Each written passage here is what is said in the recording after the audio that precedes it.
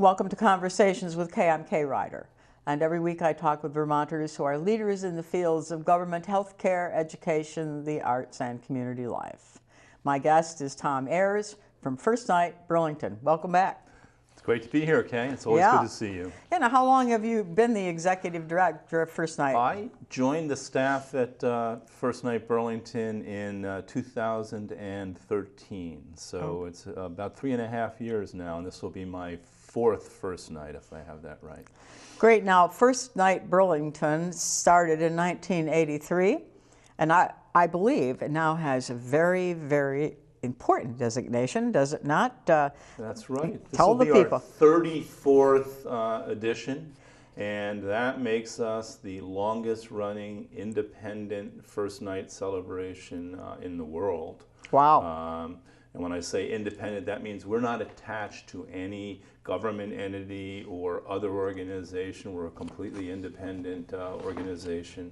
And we've been doing this for 34 years, and that makes us the top of the heap time-wise. Great, that's wonderful.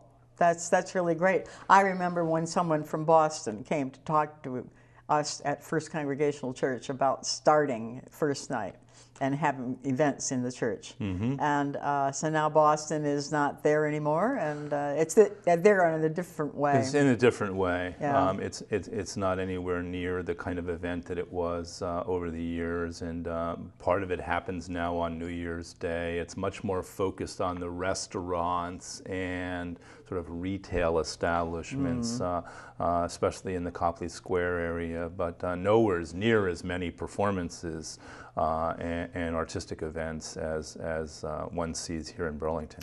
Well, you certainly have a lot of events coming up, but first of all, now, how much do your buttons cost this year, and where can people get them?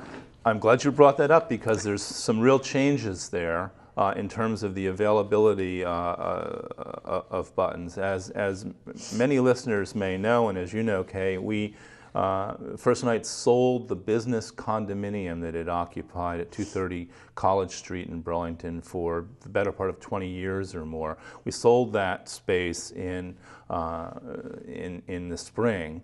And as a consequence, we do not have a box office location to operate as we did at that former location. We've moved into rented administrative offices where we don't have a box office capability. So here's where buttons and tickets are available this year. We have a pop-up box office that is operating on the ground floor of the Burlington Town Center in the former Pottery Barn space. And our administrative functions and our box office functions are operating there now as of December 1st. The Flynn Tix regional box office at the Flynn Center is also selling buttons and tickets in person only, not online or via phone through Flynn Tix, but at the Flynn Tix box office at the Flynn Center. And our customary range of regional button sales outlets are in operation again this year. That includes all Shaw's, Hannaford's, and Price Chopper supermarkets in the region. It also includes the North Country Federal Credit Union offices and, of course, the New England Federal Credit Union offices. North Country is our title sponsor, as many viewers may know.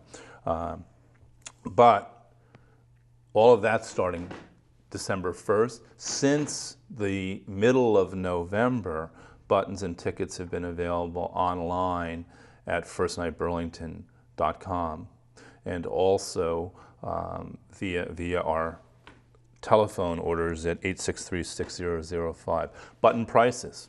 Button prices this year are $18 for an adult button, $10 for a student button, which is anyone 13 years or older with a valid ID from an educational institution. And then, as they've been for many, many years, kids' buttons $5 and under, age 5 and under, $5. Right. Age 12 and under, $5. There you go. There we 12 go. and under, $5. Good, exactly. Good. Now, and there are tickets Yeah, what about Also. the tickets? Okay. Tickets are separate from the buttons, right? That's correct. There are what we call our headline acts, what we expect to be very high demand acts. We have a ticket process for those. Those ticketed events are all taking place on the Flynn main stage, or with one exception, in Flynn space on New Year's Eve. And those events this year are the tickets are $5 over and above the button cost. And those events this year are a Celtic celebration, which is going to feature 4 different acts on the Flynn main stage. And I'll talk a little bit more about each of these. Circus Smirkus, longtime favorites at first night. A reunion concert of the legendary jazz blues fusion act from Vermont that became internationally acclaimed, called Kilimanjaro. They're going to be doing a reunion concert on the Flynn main stage. First time they've performed together in Vermont in about 4 or 5 years. And then in Flynn space, the great jazz hornman, trumpeter Ray Vega and his salsa band called Son de los Montes. I have a question for you. You need to buy a ticket for each of these events, or one ticket lets you into everything? You need to buy a ticket for each of the events. Okay. Circus Smirkus is actually performing 3 times on the Flynn main stage this year. They previously, for many years, performed in Memorial Auditorium, and as viewers know, Memorial Auditorium is now undergoing it's kind of mothballing and renovation for some period of time. We don't have access to it. We've moved Circus Smirkus to the Flynn main stage at noon, 2, and 4 for ticketed performances on New Year's Eve. That will be followed on the Flynn main stage by this wonderful Celtic celebration. It's an idea that I worked with a number of different artists to put together. The McFadden Academy of Irish Dance will be dancing live to Irish traditional and contemporary music performed by a band from here in Chittenden County called Rowan. And then that will be followed by the Scottish folk rock band, a bagpipe-driven rock band called Prydain.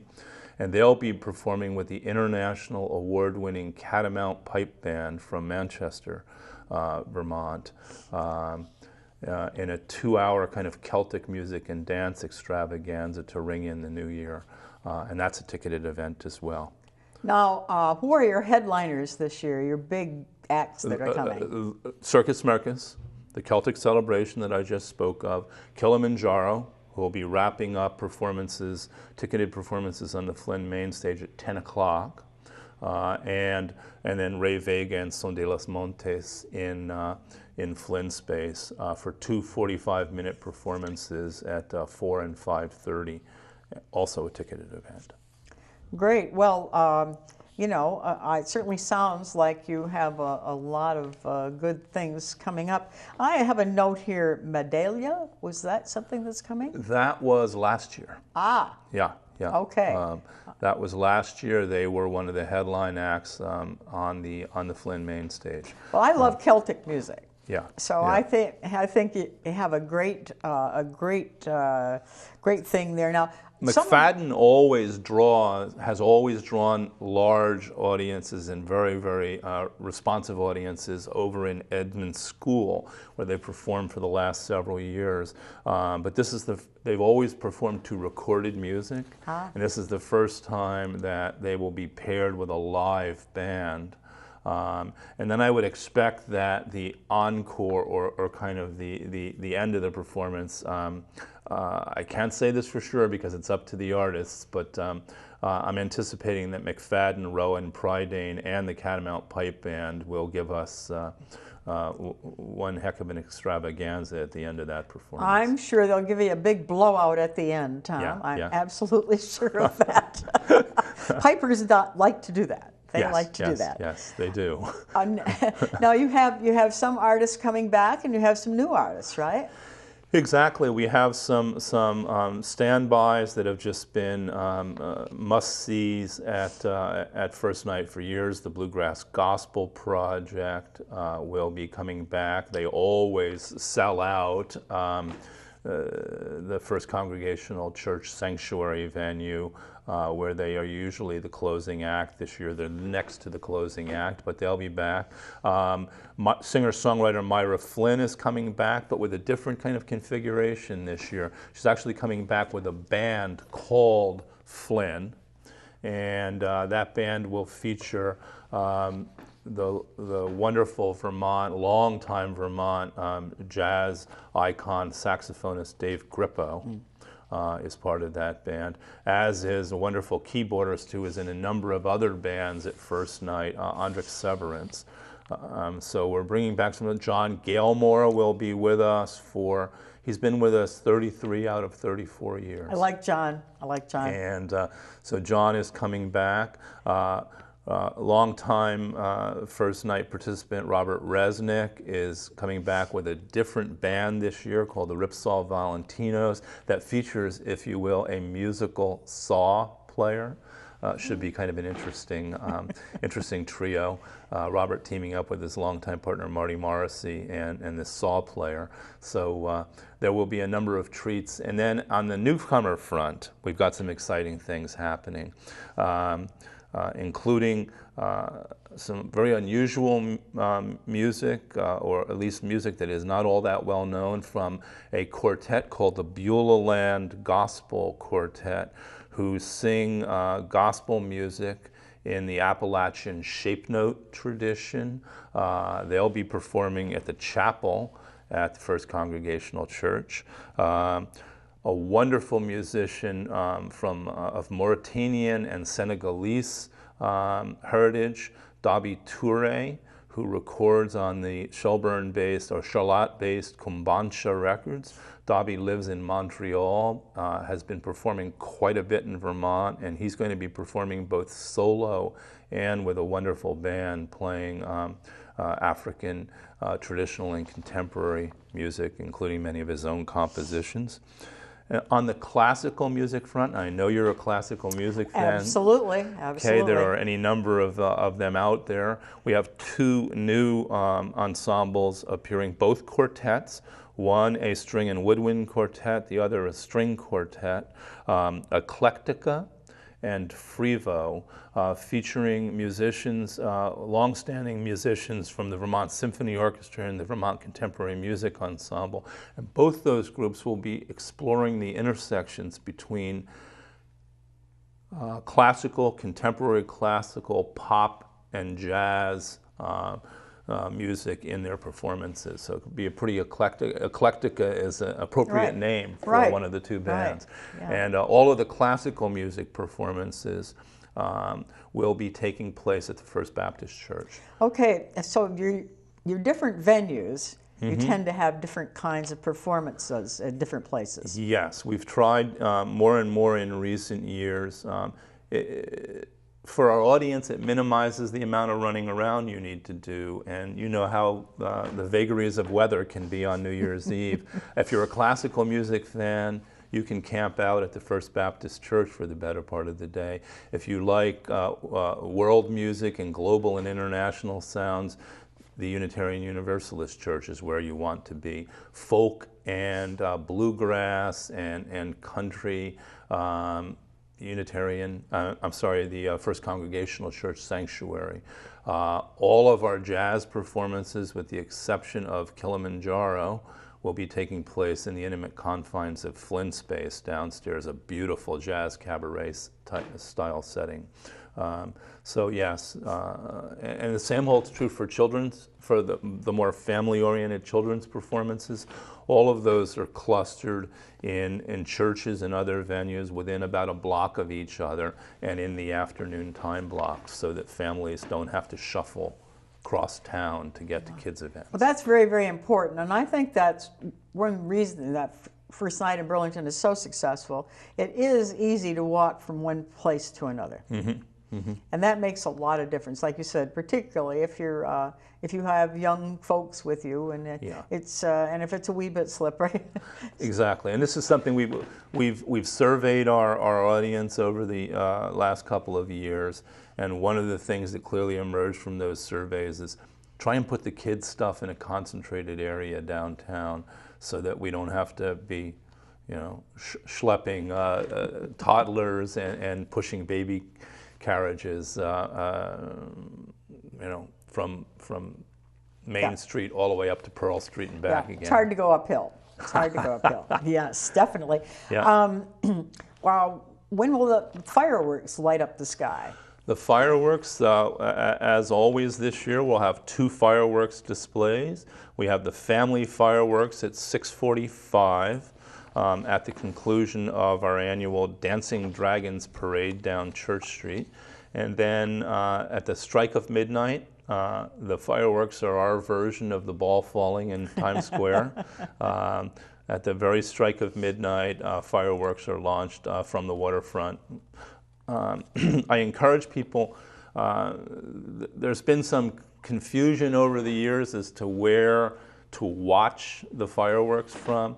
They're launched from Waterfront Park, but there's a perimeter around the launch site where people are not allowed obviously for safety reasons. But one can go down to Battery Street and watch them from down there. A lot of people choose to go up on the downtown parking garages and view them from up there, but they're also visible down Main Street and from Church Street. Get yourself to a good vantage point in Midtown if you don't feel like going all the way down to the waterfront. But do know that you can't go into Waterfront Park. Okay. That's something that's important to emphasize. Well, the leaves are off, so you have a bigger view in a lot of places. Exactly. So that makes a difference too. And for many, many years, we've worked with the Vermont-based North Star Fireworks to do the fireworks exhibits, and they do just a great job. Now let's talk a little bit about something else that's important on first night. If you're wandering around, you need food. Are there places where people can get inexpensive meals as they enjoy first night? Absolutely. Several of the churches that are traditional venues for first night activities provide food. Everything from beef stew dinners to lasagna dinners. First Baptist Church, Unitarian Universalist Church, First Methodist, all have food. The PTO at the Edmonds Middle School has hot dogs and hamburgers and baked goods to Good benefit American the PTO. food. So yeah. So I encourage people to support the venues that support us. It's a great fundraising opportunity for the churches and the schools, and of course all of the downtown restaurants are open. I'll make a particular pitch for those that are strong supporters of First Night and send a shout out, as they say, to our good friends at Bob Conlon at Lunig's and Tim and Kristen Halverson at Halverson's and E.B. Strong's. Those places tend to be booked solid. Make your reservations early, folks. Well, now let's talk about. I know from personal experience that churches were just there from the first night. Mm-hmm. They had concerts in the churches in the downtown area, but you have a lot of supporters. And how are you financed? Roughly only 40%, a little over 40% of First Night's revenues come from button and ticket sales. Roughly 60% of our revenues come from the extraordinary support we've received from this community for the past 34 years. Businesses, corporate sponsorships, our banks, our restaurants, as I've already mentioned, many retail institutions, and then private donations account for 60% of, and this is how we're able to keep the event going year after year. It's also how we can offer this community such an extraordinary bargain. When you really think about it, you can see up to 100 performances and activities in a concentrated 12-hour time period in 19 different venues for $18 as an adult, $10 as a student, $5 as a kid. Those prices, to see some of the bands we presented first night in a private venue in a regular concert setting can cost much more than the price yeah. of an adult button. Oh, absolutely. Whether it's the Bluegrass Gospel Project or Paul Asbell or Kilimanjaro at a performing arts center in the state, ticket prices, it's just an extraordinary bargain. And the way we can make that happen is because of the extraordinary philanthropic support we get from this community. All of your artists are paid, right? Absolutely. We have a commitment to pay the artists, but not only to pay them, but to pay them a fair fee for their performance. We don't expect artists to perform for free. They don't expect to perform for free. It's part of our mission to celebrate the arts, to celebrate the extraordinary artists we have in this community, and part of that means compensating them for their time, their skills, and for the commitment they make to First Night. Well, that's wonderful. I'm very glad to hear that. Yeah, yeah. And another important aspect of First Night, Tom, is your volunteers. You have volunteers all over the venues, all over the place. And there are volunteers now coming virtually every day to our office to help with button sorting, button mailing. I mean, the volunteer activity is already ramping up. Kay, we have over 300 volunteers a year who make First Night happen. This event, which pops up in our community, like I think I've likened it here in the past to the Broadway musical Brigadoon, where you have a city that appears a town that appears once every 100 years in the Scottish moors. First Night appears once every 365 days for 12 hours. And people need to appreciate and understand the extraordinary amount of work that goes into making that happen. And we would not be able to do it without the 300 plus volunteers who are button checkers at the churches, who are bringing food out to all of the other volunteers and staff at the churches, who are putting our signboards up all around town outside the venues. Just a raft of volunteer activities that we couldn't do without them. Now, First Night is coming, so where would someone get information if they wanted it? I know you have a wonderful website. Exactly.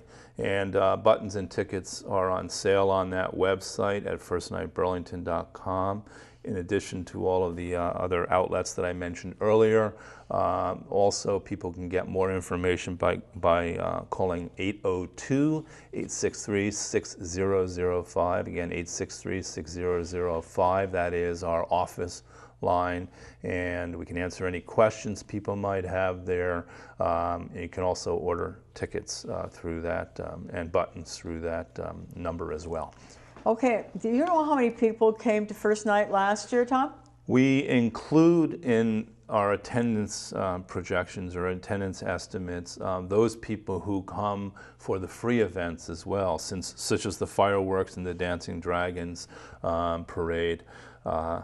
And we estimate attendance in any given year, depending on the night of the week and the weather, at between 9,000 and 12,000 people. That is driven very much, as you might expect, by the weather, and it's also driven by the night of the week. So this year we'll be doing a Saturday First Night. We're expecting to be on the higher end of that estimate this year, certainly.